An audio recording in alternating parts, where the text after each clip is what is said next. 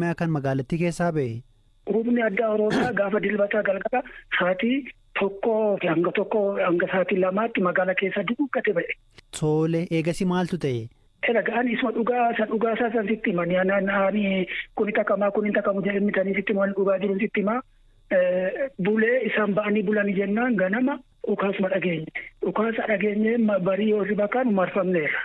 Marfamnee yoo makaanu immoo wallisaa wallaalle yoo makaanu immoo nuti humna adda bilisummaa Oromootii jedhanii walgahii uummata walitti qabanii amma sana booddee.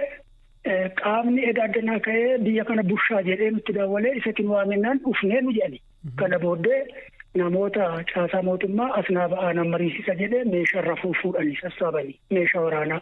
Meeqa fa'aa fudhatan tarii quba qabdu sun? Yeroo sanatti 17 fudhatanii galgala immoo amma aduun amma bari'utti isa 17 sana wajjin meeshaa naannoo 53 daataan qabu 53 hanga 59 kana sassaabanii bulan galgala immoo. Kun gaafa wiixataati. Gaafa wiixataa ganama barii hirribaa utuu ka'in dhangalan halkan keessa amma sa'aatii 7 sassaabatanii ba'anii keessaa isaan. Tole gaafa kibxataa moo maaltu ta'e?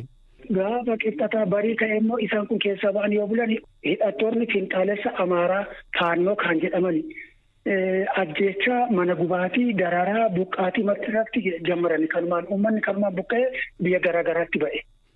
Nama meeqatu du'e ragaa qabduusin kan lakkooftan jiraa?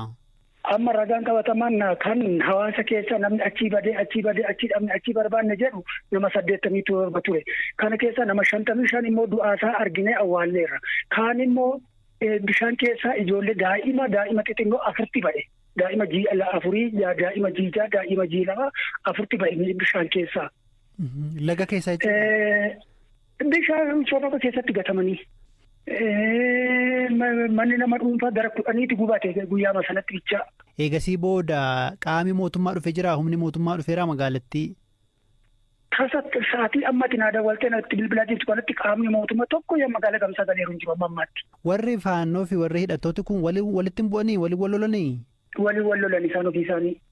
Akkamitti? Ani sababa isaa wallaallee hamma ani idduutti dararamaa jiru uummatadha malee. Wanti wal lolu hin jiru tokko yamma ammaatti. Buqqaatii ganda 12 qabanneetu teenyutu akkas taane. Ganda 12 waggaa tokko nu bira baheeru. Buqqa'ee ganda Jaaboo Doobbaa, ganda Sammoon Laammuu, ganda Tombee Dangaab, ganda Haroo Guddinaa, ganda Lumphaa Waallii, ganda Joojee, ganda Baazilirraa Oromoon jiran gama Amaarri Ariyyee jennaan biyya keenyatti galan jiru. Isaan kun hagamsumarra jiru waan ta'eef haanuma qammasuun qabu qaama dhimma kana laallatu nuti waraanaa deebisu hin jennu mootummaan.